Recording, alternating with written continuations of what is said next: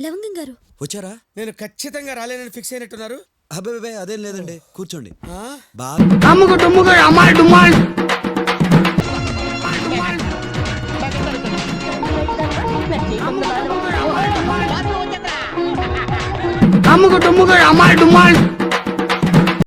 నా bed boil అయిపోయింది, రక్తం తన్నుకొచ్చింది. నా బీపీ చెక్ చేస్తే 160 180 ఉంటుంది ఇప్పుడు.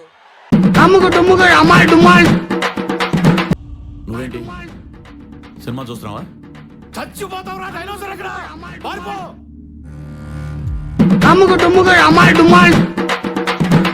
ఇదేదో వర్కౌట్ అయ్యేటట్టుందిరా.